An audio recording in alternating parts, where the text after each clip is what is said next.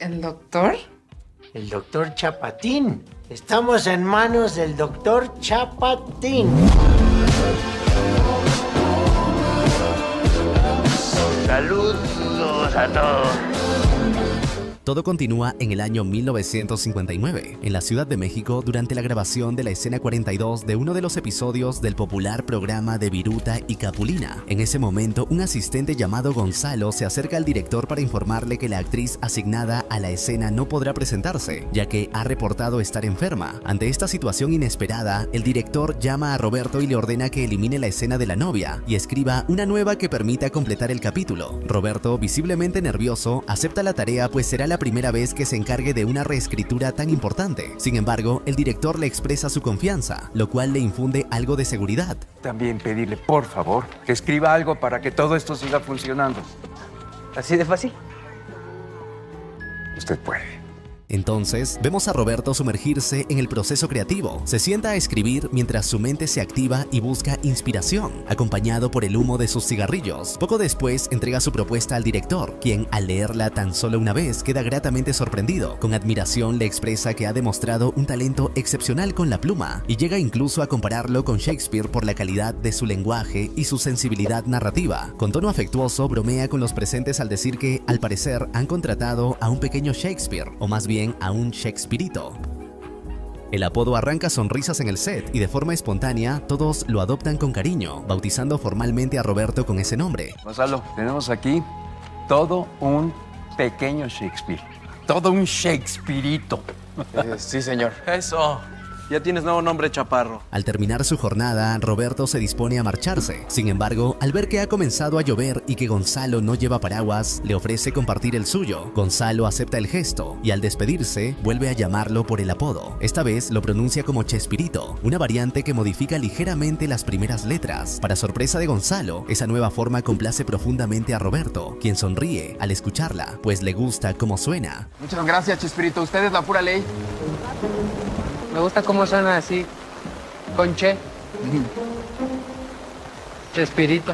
9 años después nos encontramos nuevamente en medio de una grabación del programa de Viruta y Capulina. No obstante, a diferencia de otras ocasiones, la jornada se complica cuando uno de los protagonistas llega visiblemente ebrio al set, al punto de no recordar siquiera sus líneas. Esta situación genera una fuerte tensión que culmina con la furia de su compañero, quien está a punto de iniciar una pelea. En ese momento, Roberto se ve obligado a intervenir para calmar los ánimos. Sin embargo, Capulina reacciona de manera hostil e insulta a Roberto, recordándole con desprecio que no es más que un patiño y que su única función es escribir. Estas palabras, lejos de ser ignoradas, hieren profundamente a Roberto. Es un golpe emocional que lo lleva a tomar una decisión definitiva. ¿Qué? Patiño de mierda, trocete de segunda. Dedícate a escribir, cabrón. ¡Órale!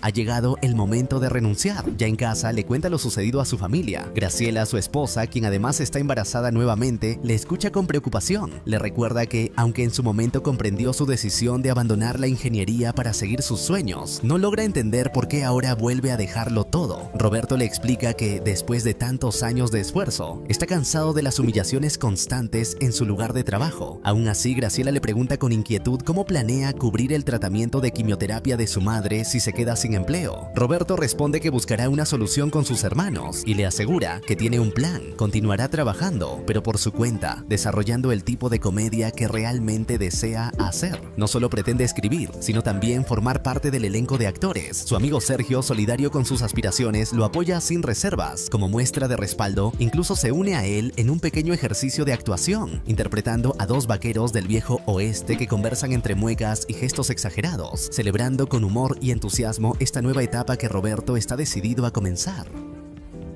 Nos trasladamos ahora al año 1978, en la ciudad de Acapulco, donde el elenco de El Chavo del Ocho llega al hotel principal, recibiendo una bienvenida multitudinaria digna de celebridades internacionales. La gente se agolpa en la entrada para ver a sus ídolos, entre aplausos y vítores, mientras la mayoría del elenco arriba en una camioneta compartida. Destaca la llegada de Carlos Villagrán, intérprete de Kiko, quien opta por presentarse por su cuenta, conduciendo un llamativo automóvil deportivo. Sin embargo, lo que más sorprende a Roberto no es el auto, sino el hecho de que Carlos atraviesa el vestíbulo sin dirigirle siquiera un saludo. A pesar de ello, Roberto mantiene la compostura y entra al hotel por su cuenta. Al hacerlo, queda momentáneamente atascado en la puerta giratoria y, lejos de frustrarse, aprovecha la situación como inspiración. Se le ocurre una escena para su programa en la que el chavo, en su habitual ingenuidad, no logra comprender el funcionamiento de la puerta giratoria y se enreda cómicamente con ella. Al presenciar la escena, Margarita capta de inmediato la idea y la apoya con entusiasmo. Sin embargo, Mariano, siempre atenta a los aspectos técnicos, advierte que grabar en esa entrada será complicado debido a la presencia de cables de las cámaras y otros equipos. Aún así, se compromete a hacer lo necesario para resolver el inconveniente y sacar adelante la escena. Poco después, el personal del hotel se acerca para entregar las llaves de las habitaciones. Por error, entregan a Roberto y a Margarita las llaves de una misma habitación, lo que genera un momento de incomodidad. Graciela, aunque visiblemente incómoda, actúa con madurez y resuelve la situación intercambiando discretamente las llaves. Superado el incidente, Mariano y Roberto comienzan a explorar el hotel en busca de los mejores espacios para filmar. Mariano le muestra la zona de la piscina y cuando Roberto pregunta por el trampolín, él le sugiere una escena en la que el chavo quede colgado de cabeza, provocando una situación tan absurda como hilarante. ¿Crees que podrías colgarte de cabeza? En medio de esta exploración, Roberto recibe una carta anónima. En ella se le cita a las 8 en punto en el restaurante del hotel, con la indicación de que vista de manera formal. Intrigado, nota que el mensaje no lleva firma alguna. Mientras continúan con el reconocimiento del lugar, Roberto se percata de la presencia de dos personas extrañas entre los huéspedes. Mariano le explica entonces que han sido invitados personalmente por Carlos, lo que añade una nueva capa de tensión al ambiente.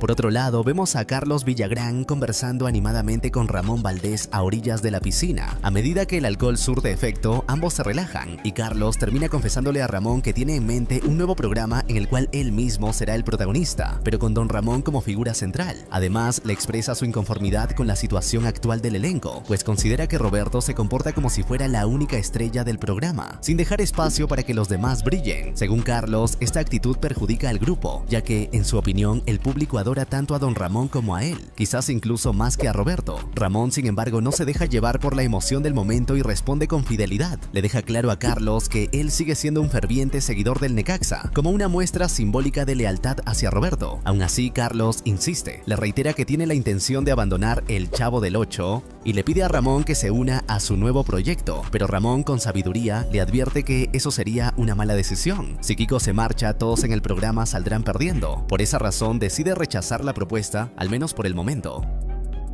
De aquí, retrocedemos en el tiempo hasta 1968, donde la Ciudad de México se encuentra bajo un clima de creciente tensión social. El ejército ha salido a las calles para resguardar a la población tras los incidentes provocados por el movimiento estudiantil. En este contexto delicado, el entonces presidente Gustavo Díaz Ordaz ordena el despliegue de las Fuerzas Armadas, aunque opta por no ofrecer declaraciones públicas al respecto. Mientras tanto, vemos a Roberto inmerso en pleno proceso creativo, aunque ese día no parece estar teniendo mucho éxito. Agotado, decide hacer una pausa y, al encender la televisión, se topa con una noticia que capta su atención. El gobierno ha concedido una nueva frecuencia al Canal 8, con el objetivo de ampliar la oferta de entretenimiento en el país. En ese instante, una idea fugaz cruza su mente, pero se desvanece antes de que pueda desarrollarla. Consciente de que forzar la inspiración rara vez funciona, opta por apagar el televisor y volver a sumirse en el silencio. Entonces, como si la calma le hubiera abierto un camino, la idea regresa con fuerza. Sin perder un segundo, se sienta a escribir un guión con una convicción renovada, convencido de que está creando algo significativo.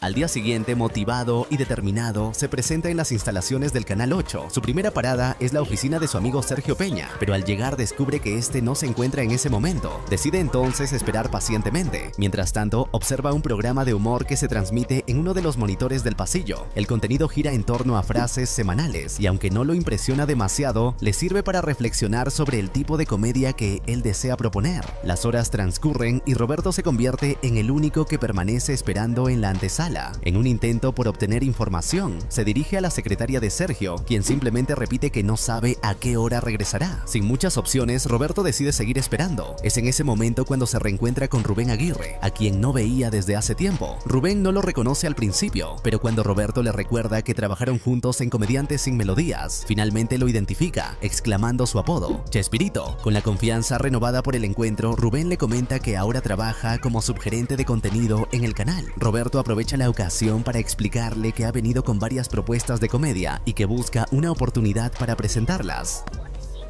Justo entonces aparece Treviño, el jefe del área y superior directo de Sergio. Aprovechando su presencia, Roberto se le acerca con respeto y le solicita unos minutos de su atención para mostrarle sus proyectos. Argumenta que lo que el canal necesita es precisamente humor, ya que hasta ahora se ha ganado la fama de ser una señal demasiado seria. En estos tiempos, añade Roberto, la gente necesita reír, relajarse y olvidarse por un momento de sus problemas. El humor blanco siempre es bien recibido por el público, y esa es precisamente mi especialidad. Pero Treviño, impasible, lo ignora por completo, le prohíbe seguirlo más allá de la puerta del foro y continúa su camino sin ceder a su petición. Rubén intenta consolar a Roberto, explicándole que no debe tomárselo como algo personal, ya que Treviño tiene esa misma actitud con todos. La gente quiere divertirse, reír.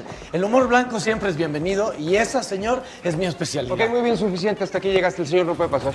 Pero Luego, decidido a ayudarlo, lo guía hasta el exterior del foro y con una sonrisa cómplice, lo asiste para trepar el muro que rodea las instalaciones. Gracias a su ayuda, Roberto logra infiltrarse al set de grabación saltando sobre un camión cargado con pacas de paja. Al lograrlo, Rubén comenta entre risas que ni siquiera en su época trabajando con toreros había sentido tanta adrenalina.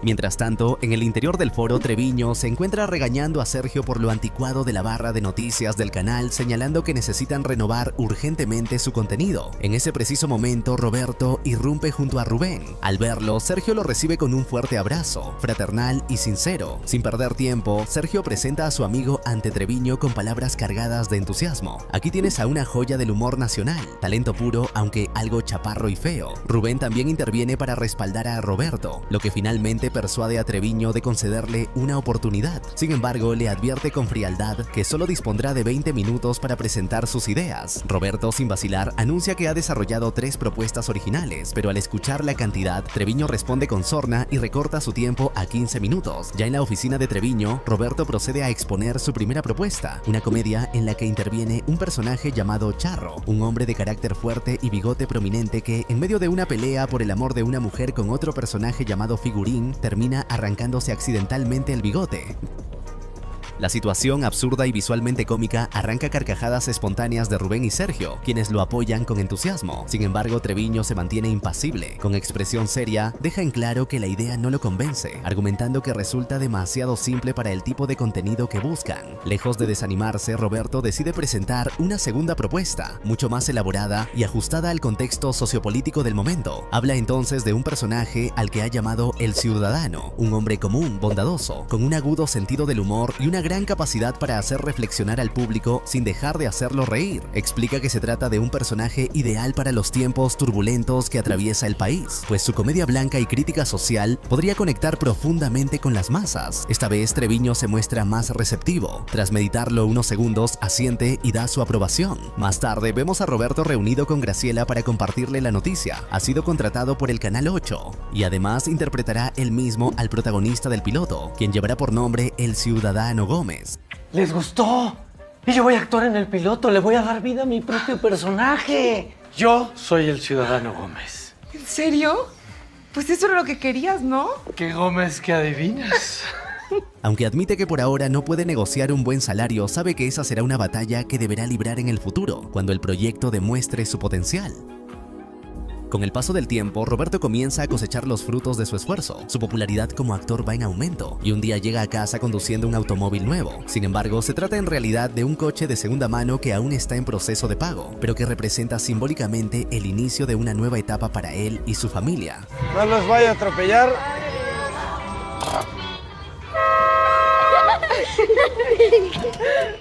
¡Increíble! Cuidado con los dedos. ¡Súper bonito!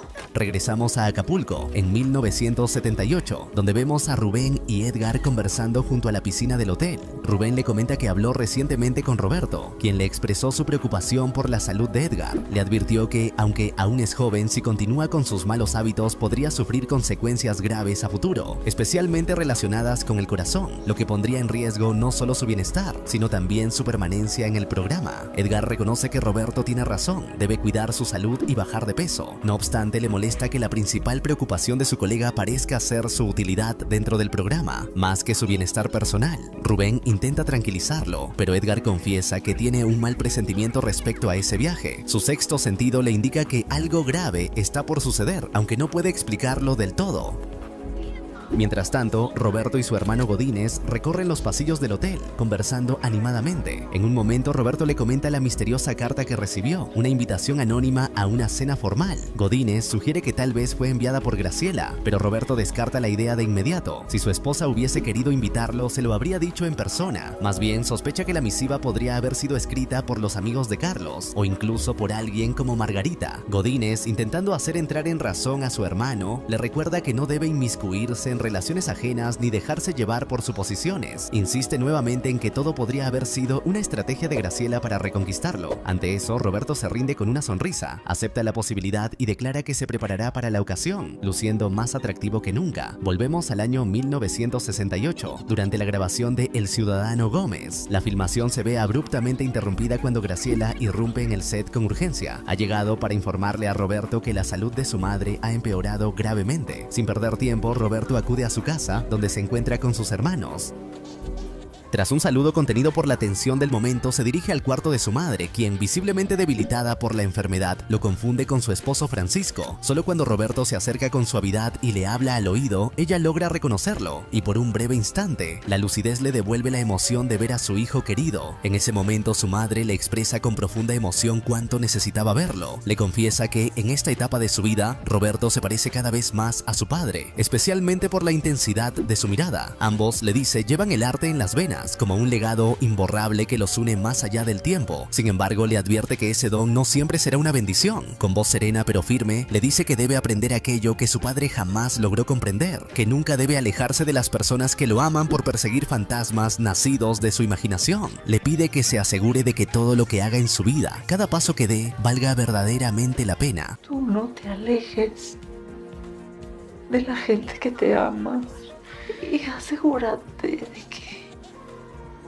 todo lo que hagas en tu vida valga la pena.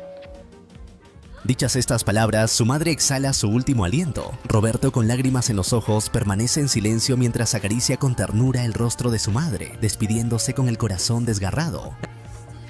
Poco tiempo después, Treviño cita a Roberto en su oficina. Primero, con gesto serio, le ofrece sus condolencias por la pérdida. Luego, lamentablemente, le comunica una mala noticia. Los altos directivos han decidido suspender el proyecto de El Ciudadano Gómez indefinidamente, debido a presiones políticas ejercidas por el gobierno. El contenido del programa, le explica, ha sido considerado inconveniente en el contexto actual. Roberto, aunque afectado, no se rinde. Le recuerda a Treviño que tiene otras ideas, otros personajes y que desea continuar con alguna de esas propuestas. Sin embargo, Treviño, visiblemente incómodo, le revela que lamentablemente debe dejarlo ir. La decisión no solo responde a cuestiones políticas, sino también presupuestarias. El canal ya no tiene cómo pagarle. Como consecuencia, vemos cómo una grúa se lleva el automóvil de Roberto. Sus hijas, al observar la escena, le preguntan con inocencia si el coche se irá para siempre. Roberto, con una mezcla de tristeza y humor, les responde que sí, pero les promete que algún día comprará otro, uno más grande, donde toda la familia pueda viajar junta. Más tarde, Roberto se reúne con Sergio,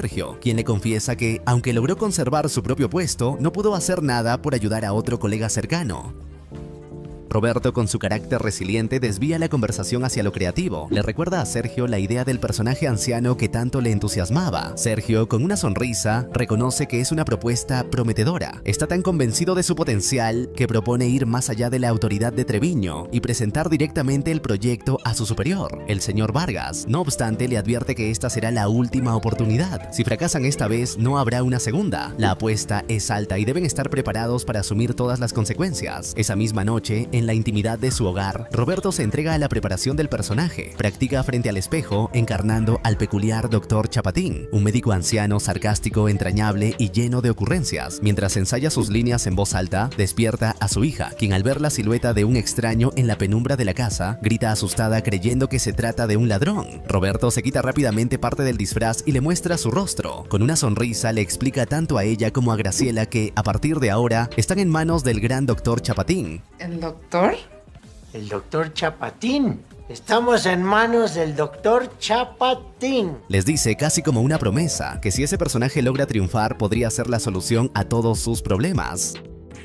Al día siguiente, con determinación, Roberto y Sergio se presentan en la oficina del señor Vargas. Le exponen con claridad y entusiasmo la idea. Un personaje médico de avanzada edad, ingenioso y desvergonzado, capaz de hacer reír con su mezcla de sabiduría y torpeza. Roberto añade que Sergio también cree firmemente en el proyecto, lo que da un voto adicional de confianza. Tras escucharlos con atención, Vargas guarda silencio unos segundos. Finalmente accede a darles una oportunidad. Les concede el beneficio de la duda, pero no sin antes dejar claro que si el proyecto fracasa, Sergio será despedido de forma inmediata. Una vez aprobado el proyecto, Roberto se dedica de inmediato a la selección del elenco. Para comenzar, expresa la necesidad de una mujer joven, carismática, pero no particularmente culta. Acto seguido, menciona que también requiere a un hombre alto y con porte serio. Justo en ese momento aparece Rubén, quien sin dudarlo se ofrece entusiasmado para asumir el papel. Roberto acepta encantado su disposición y continúa afinando su visión creativa. Con el objetivo de generar contraste dentro del grupo de personajes, Roberto indica que hace falta incluir a un individuo con apariencia de ebrio. Para ese papel piensa en el actor que más lo ha hecho reír a lo largo de su vida. Decide entonces visitar el set de grabación a la orilla de un lago, donde encuentra a Ramón Valdés y le propone interpretar al ingeniero alcohólico tirado al anís. Ramón, aunque halagado, se muestra ligeramente incómodo por el tipo de personaje que se le ofrece. No obstante, su actitud cambia cuando Roberto menciona que tendrá una compañera muy atractiva en pantalla, aunque añade con humor será de estatura pequeña. Con una sonrisa irónica, Ramón termina aceptando el reto. Más adelante, Roberto prosigue con su cacería de talentos y se reúne con Antonieta de las Nieves. Ella le agradece la propuesta, pero con cortesía declina el ofrecimiento, recordándole que su carrera no se ha desarrollado en el terreno de la comedia. Roberto insiste, convencido de que ella posee el ritmo, la gracia y la intuición escénica que su proyecto requiere. Le asegura que ve en ella algo especial, un potencial único que no debería desaprovecharse. Antonieta, por su parte, le responde que precisamente esas cualidades que él menciona son las que le han permitido destacarse en papeles más serios y profundos, alejados del género cómico. Sin rendirse, Roberto le habla con honestidad y determinación. Le dice que sabe bien que ella no es como las demás actrices, que tiene todo lo necesario para sobresalir en la comedia y evitar convertirse en una actriz dramática más entre tantas. Finalmente, conmovida por sus argumentos, Antonieta accede a participar, aunque aclara que lo hará únicamente por un periodo breve, a modo de prueba. Así, con el elenco completo y los personajes definidos, se da inicio a la grabación. La primera escena tiene lugar en torno a una mesa, donde el Dr. Chapatín comparte escena con quien será el profesor Girafales y Don Ramón. Antonieta, desde su lugar, da la bienvenida a los espectadores presentando el programa bajo el nombre Los Supergenios de la Mesa Cuadrada. En poco tiempo, el programa se convierte en un fenómeno de audiencia. Las cifras de rating alcanzan niveles extraordinarios, llevando al Canal 8 a ocupar los primeros lugares de popularidad en la televisión nacional. Tengan ustedes la dicha de ver y escuchar el programa cultural más mejor y menos peor de todititita la televisión universal. Los Supergenios de la Mesa Cuadrada. Durante uno de los segmentos se presenta una carta de una admiradora, la cual pregunta cuál es la probabilidad de que llegue a casarse con el hombre más atractivo del mundo. Con tono solemne, el profesor Girafales responde que la probabilidad es 0, ya que ese hombre, se refiere a sí mismo, ya está casado. La respuesta provoca risas del público, consolidando el tono irreverente y agudo del programa. Más adelante, Roberto se reúne en privado con Treviño, quien lo felicita efusivamente por el éxito obtenido.